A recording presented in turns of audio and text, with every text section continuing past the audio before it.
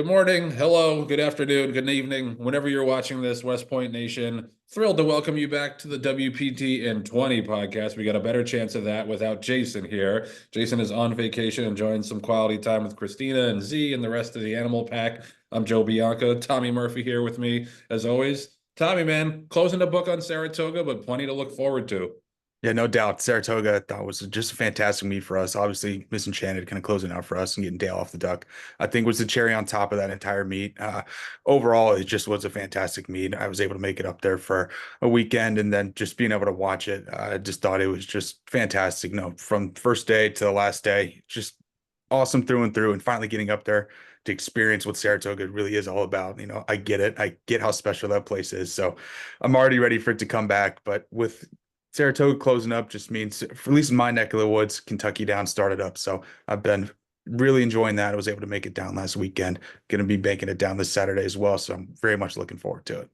Yeah, man. And we're on the same page with the flight line I hats know. today. So the whole team is locked in and ready to go for the rest of the Kentucky Downs meet. We got some action we're going to preview. And then, of course, next week, Monday, starts the Keeneland September sale. Goes on for 2 weeks. We'll probably shop mostly the first week and get a bunch of really, really nice yearlings there. So ton to look forward to on the racing side and the sales side. But before we look forward, we're going to look back a little bit to a really nice weekend. We talked about it last week. Saturday, we ran for probably the most money we've ever run for in one day at Kentucky Downs mainly. Maybe the Flightline Breeders' Cup day was the other anomaly, but Yeah. it was a jam-packed day. And, we had two in the Nashville Derby, and I'm going to share my screen here so we can put the replay on. So we had two in the Nashville Derby with Cugino and Carson's run. I was a little bit worried, Tommy, going into the race, more so for Carson's run, because that turf course has been very, very speed favoring. And I just felt like he was up against it from the jump, but that just goes to show you what a horse he is. Like he doesn't, it doesn't matter with him what the circumstances, what the racetrack is. He just shows up and runs every single time. No, he does. And, They're just all like you in said, the I neck. was concerned too with one, the short layoff, two, how would he would handle this course? Because when horses are running it for the first time, it's probably the biggest question mark in turf racing is when you send a horse to Kentucky Downs, are they going to take to the course? A lot of times these Euros come over and they just love it. Obviously, in this race, that was the case. But for Carson, as you said, I was watching races that entire day and speed was holding. So I was a little worried. I thought I'd play more into Cugino's favor, and he just really didn't take to the track. And you see that a lot with horses that are really nice. Is they just don't fire there. And I talked to Flavian after the race, and he just said he never really got comfortable with him. He said down the backstretch, he finally got him into a groove, and then kind of into the turn. And by the time they hit the stretch, he just kind of basically told Flavian, "I don't like this course," and Flavian just kind of wrapped up, got him home safe in one piece. But in Carson, I mean, just what a horse he is. He's just a warrior. All he does is show up, give you 110%, and he just runs hard. That's all he does. And Joel, I thought, had him in a great spot. And for a second there, the stretch is funny. So in person, it was kind of a weird view trying to figure out how close he actually was. But for a little bit, I thought he had that little extra gear left to get up and find the wire. But regardless, to run second after you coming off a grade one victory for all this money is just mind-boggling. The more I think about it. Yeah, no, it was exciting, and it was unfortunate that Cugino didn't run well. Here he is on the far outside being asked by Flavia, and just like you said, didn't have the gas that day, and just didn't take to the turf course, which is not unusual. It's a funky turf course. Some horses love it, some horses don't. We talked last week about how this is one of the main tracks where you really should look at horses for courses. But here's Carson being patiently ridden by Joel Rosario towards the back of the pack. All he needed was a little seam turning for home, and he came with his run. We've asked a lot of this horse, Tom, like coming back off of just under 3 weeks rest from the Saratoga Derby. I always trust the Clements inherently as here he starts to come with his run, but you never know. I thought that he had every reason to regress in this race, but he comes with his huge late run, and he didn't, no disgrace losing to this horse, Bellum Justin, who's a legitimate grade one caliber horse, at least in the States. Right here, this is Yeah, what you're talking this is a about. spot where I was like, hold Yeah. on, we might actually get up, and then right about here's all right, we're gonna catch a piece, and then the wire comes in. I was like, okay, we ran second for $3.1 million. That's pretty dang good. Yeah, I know. So major shout out to Carson and the Kristoff team because they've done a great job with him. It'd be interesting to see where we go with him next. He is nominated or he is qualified for that Cox Plate out down in Australia, and I wouldn't put anything past this horse right now. We got to be judicious with him and his campaigning the rest of the year because we want a nice 4-year-old, and he's already a multiple Grade 1 winner. But man, he has just shown that he can handle anything you throw at him. As for Cugino, I honestly thought, and I'm a huge Flavian Pratt fan. I think he can mostly do no wrong. I thought he should have been a little bit more aggressive with the way the track was playing and with his outside post. Thought he let him lose too much ground. But in the end, Tom, I think that, he just wasn't going to show his best over that turf course. And, we live to fight another day. Maybe the Jockey Club Derby next for him going a mile and 3/8. But yeah, I mean, anything else to say about Cugino or Carson?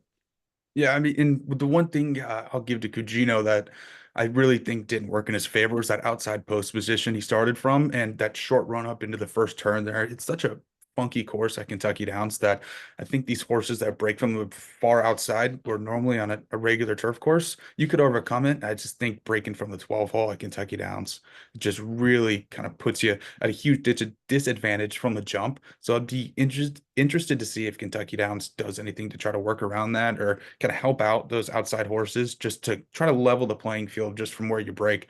Because if you're actually have been to Kentucky Downs and you see how short that run up is, it's jarring almost to say, wow, that's tough to do, especially when you have a speed horse like Cugino.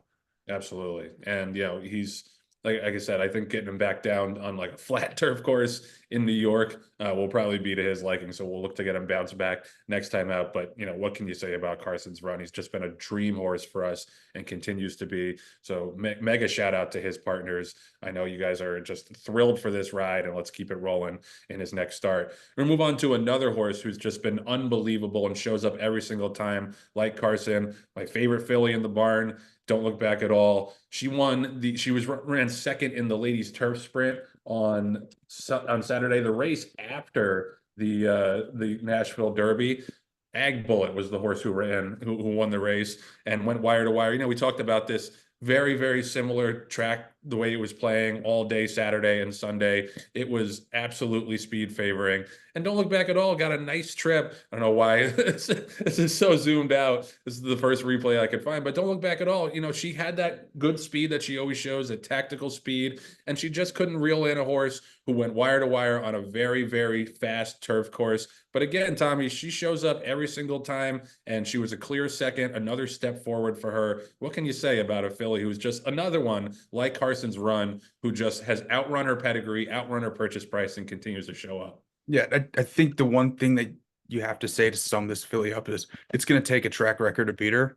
And Yeah. the winner here, AG Bullet, set the track record here. And again, she just gave you everything, every ounce she has. You can see her here. I mean, she is just run her tail off and doing everything she can and just second best to a track record setter here today. And she ran massive.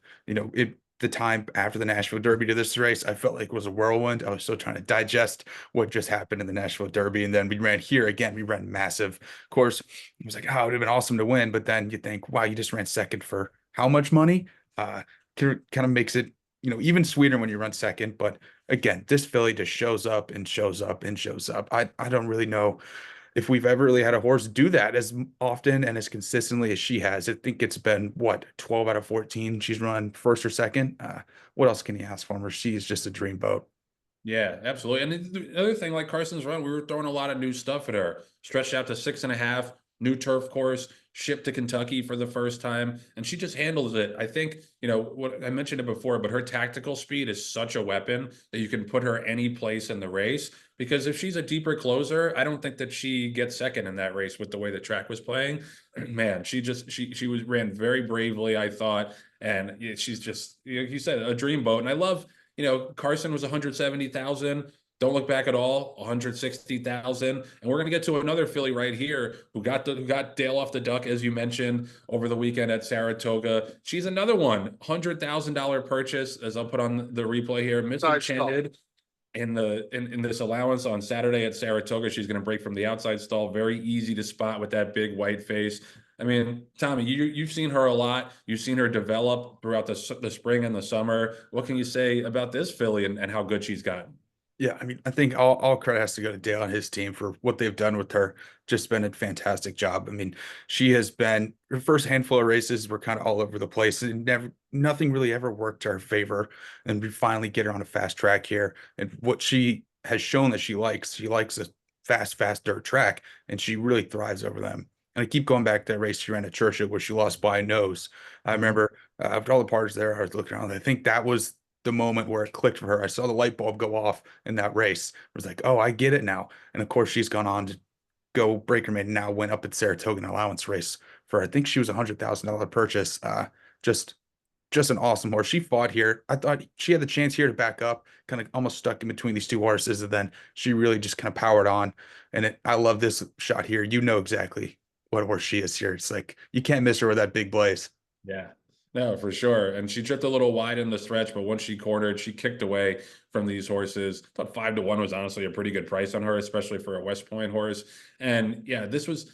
I agree with you 100% that that race at Churchill was the turning point for her because not only did she run so huge, but she showed that she doesn't need to be a speed horse. Her first couple of races, she wanted to be up on the front, but in that race, she was able to sit back, go wide, continue trying, and just missed coming down to the wire. So I agree. Even though she didn't win that day, I thought that was a winning effort. Obviously, she broke her maiden next time out at Ellis. And then I thought ran pretty well first time out at Saratoga. I like the quote from Junior that he felt like he screwed up a little bit in that race and should have had her more forward. This time he got her into the race, got her stalking outside, and she's just such a beautiful horse here, galloping out. Yeah, so Dale, is considering maybe the Raven Run next on October 19th for her at Keeneland. But man, like I said, it's just so nice when these horses cost $100,000 turn into these type of fillies that can win allowance races at Saratoga. This was, I mean, it wasn't the hardest allowance race at Saratoga all meet, but closing Saturday allowance to win a race like that with this kind of filly, I think it's a major accomplishment. And shout out to Dale. I know you're very close with him, Tommy. It must have been really nice after he was, I think, over the 13 going into the meet to see him get off the duck on closing weekend. Yeah, no doubt. And I remember after that race at Churchill where she lost by a nose, he said to me and some other partners, said, don't worry about this filly. She'll win a lot of races for us. And sure enough, he was right by breaking her maiden and then winning an allowance at Saratoga. I mean, just a fantastic job. And wouldn't it be cool to win the Raven Run 2 years in a row, Vava last year, and now we might have a shot here with Miss Enchanted? Yeah, no, that'd be awesome. And obviously, it's always a big event to run at Keeneland in one of those big races. See how sharp she breaks on the outside, just puts herself in a great position. And she's a hard trier. She's a joy to be around at the barn. And yeah, we're really stoked on her. And she's the type of filly that I think is going to keep getting better and better. So shout out to Miss Enchanted and the whole Dale Romans team for that win on Saturday because that was a big one. We'll turn our attention forward to some upcoming races. Actually, I should mention real quick, we had Bullard win at Del Mar on Saturday. That was a nice one on Pacific Classic Day. First time out from Michael McCarthy, was able to lay back and make one big run and close and get up. So that was really nice to see. So I think the future is bright for him. And then also wanted to mention Indispensable running second in the Shared Belief Stakes behind Muth. That was a really awesome effort. He's another one that's come around a lot from where he was earlier in the year. And I think he's a 3-year-old that will make noise going into his 4-year-old season. Tommy, any comments on either of the Del Mar runners? Yeah, I think like Bullard, I was very, very impressed with him. That one big, move he made, and he sustained it too. I mean, to run down any Baffert horse is a big achievement, and to do it in the fashion he did, I think just tells you how talented of a horse he might be. And I think he'll just get better and better as he continues to develop and grow out west. And then two, I look kind of honestly to Pony Express. I mean, well, that horse. I mean, he did all the heavy lifting when he ran to Saratoga, fiercest breathing down his neck. And he does the same thing out west with Muth breathing down his neck. So I think a spot for him where he's not going to have a big monster breathing down his neck and just let him run freely, get loose, I think would really help him out. But Indispensable, man, Sadler was right. He was saying how well he was raving about how well this horse has been training, and he backed it up on the racetrack. Ran huge, first time out against winners to beat a bunch of other nice horses, and then run. I think he was closing a little bit on Muth. Muth may have been geared down by then, but still, to run that well first time out against winners, I think is a very, very promising sign. 100%. And in the same vein as Carson's run, that's been a very speed favoring track all meet at Del Mar. So he's had to run against the bias both times over there. And I think that bodes very well for him stretching out, going maybe a mile and 16th, mile and an eighth on a fairer track at Santa Anita going forward. So definitely a super exciting prospect. And John Sadler has done a terrific job with him. So a lot to be excited about on the West Coast, but we'll shift back to Kentucky Downs for this weekend's action. And we got a big one coming up on Saturday with integration in the Kentucky Turf Cup. This is a mile and a half, $2 million purse, and integration will run for that entire purse. You know, you mentioned the seconds we ran earlier on Saturday, 780K Tommy banked for running second with Carson's run, and Don't Look Back at All. Hopefully we'll get the money for real here with integration. I mean, it's not a classic field, honestly. I think that he's going to be a really deserving favorite in here. You know, he ran a good second in the Arlington Million. Just, I think Nation's Pride got the jump on him a little bit. I know this isn't a grade one, but it's a $2 million race. This would feel like a coming out party, I think, for him if he were able to get it done. Yeah, and I think with him again, you're running Kentucky Downs for the first time. The question mark is how he's going to take to the track. But with the horse like him, who is just so consistent, I mean, you can see his buyer figures are just pound for pound, probably some of the best around in the stable. I mean, just so ultra consistent. I liked his effort last out in the Arlington Million, but anytime you can be 8-5 for $2 million, that's not too bad. So I really like his shot here. I love giving him the extra distance. He just screams a horse to me that says, run me as long as you can. Just let him get comfortable. And I know Kenny knows the horse really well. Let him be comfortable. He'll know exactly when to ask him, give 100%, hopefully firing down the stretch. And hopefully let's hit the wire first here for a big payday. Yeah, no, he needs this kind of win. He deserves this kind of win. You know, so I assume the track is still going to be playing pretty favorably to speed. And Kendrick Carmouche is one of those guys that I definitely trust to have his horse in a forward position. He's not one of these dudes that's just going to let the horse drop back and completely fall out of the race. So I expect him, especially from the inside draw, to be pretty aggressive. You know, you do have some other speed in here. Cathkin peaked his outside, just went wire to wire in the Johns call. You got Get Smokin', who went wire to wire in the United Nations. Sugoi, who tried to go wire to wire in the Arlington Million. Tony Port's got a little bit of speed. Balladier's got speed. So I don't think he needs to be on the lead, but I think, you know, you want to be in a striking position even with all this speed signed on paper. So a super, super exciting day on Saturday. Post time is 5:55 for the Turf Cup Stakes. So let's go integration. Let's get that breakout victory that we know he's capable of. Moving on, we have another horse on Saturday at Colonial Downs. So we're going to shift down to Virginia. And this is a race that integration won last year. I remember we were so excited for him because it was such an unshug move to run him so quickly back after he just broke his maiden 3 weeks ago. We said internally, like, wow, Shug must think a lot of this horse to run him back in the VA Derby so quickly. And he proved him right, had that breakout win in the Virginia Derby. So we got another one here on Saturday down in New Kent, Virginia. Looking forward to this. But he doesn't come in with quite the same juice that integration had. But Zverev has turned into a pretty nice horse. He had that win at Churchill Downs 2 back. You know, he didn't really get any chance to run in the Hall of Fame. That was a race that really held together on the front end. You see, they came home in 22-2. So when he was last in that race, that was going to be a tall order for him. He does draw the outside post in here, but you got a long run, as you see, going into the first turn. Tommy, any thoughts on the Virginia Derby field? Yeah, and it's a very interesting field. I think deterministic kind of to me looks like a horse to keep an eye on, kind of almost a horse to beat in my eyes.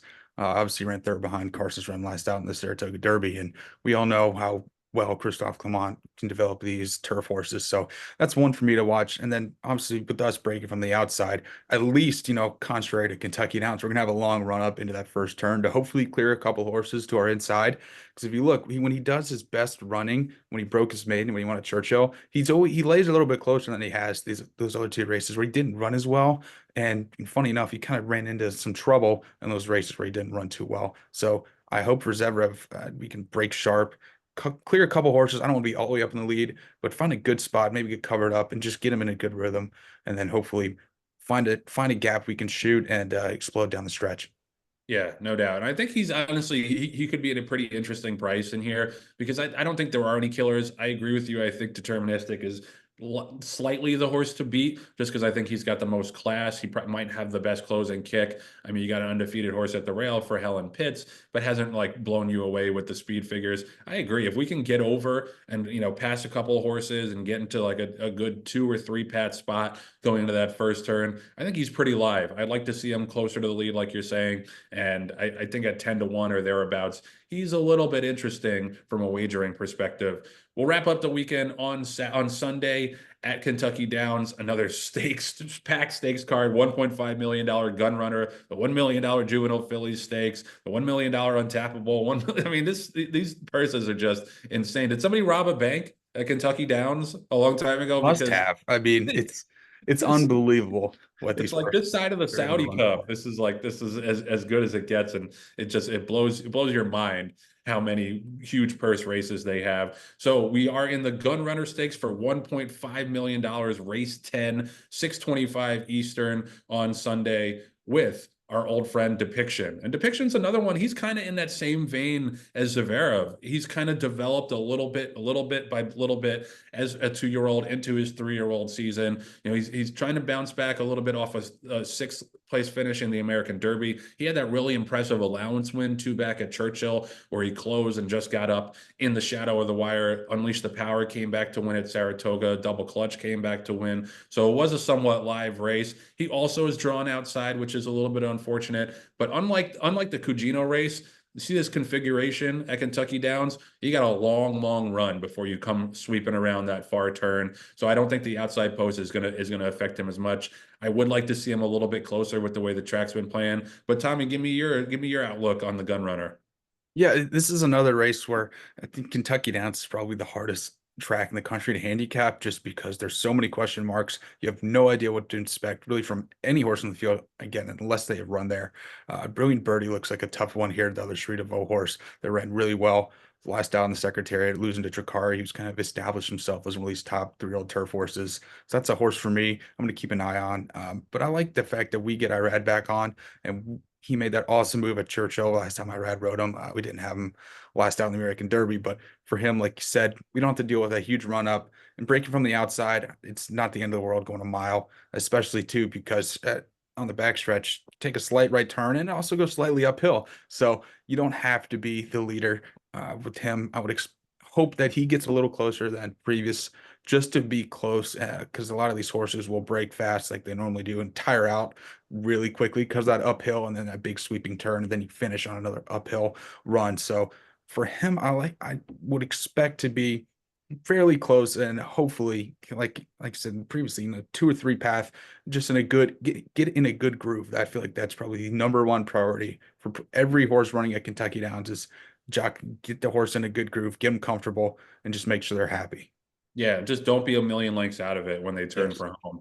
It's be interesting. They start the second week of the Kentucky Downs today. I think it's worth paying attention to that track and see if it still plays the same way, if it still plays so speed favoring, and also if the jockeys are more aggressive. Because I feel like the jockeys over the weekend didn't adjust the way that you thought they would and start sending horses to the lead. So it'll be interesting. Sometimes jockeys will overcompensate for a speed bias and everybody will send, and then you'll start getting some closers to win. So it'll be interesting to see how the races go later today to see if it still plays the same way as it did over the weekend. Because definitely in Depiction's case, less so in Integration's case, I think we're going to need a little bit of help up front to get him there. But another horse that Cherie's done a really good job. You see like the steady buyer progression through his 2-year-old season and now into his 3-year-old season. So we're looking for another step forward for him because I think this is a tougher race than the Virginia Derby, as you would expect for $1.5 million. But he's certainly not out of it. And he's another horse running in a big money race. Good to be at West Point during this time of year when we're running for so much money. 780K banked, as I mentioned,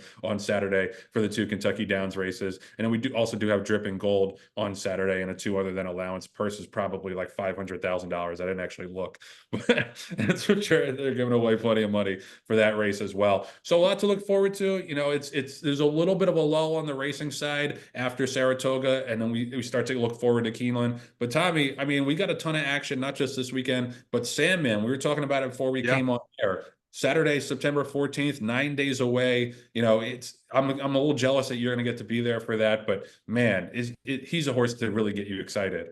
No, 100%. When I heard he was back in town from Saratoga after his maiden victory, I had to go stop by and see him at the Cassie barn. He's such a cool horse to see. I mean, you can't miss him. He's such a striking horse. If you've seen him in person, you know what I mean.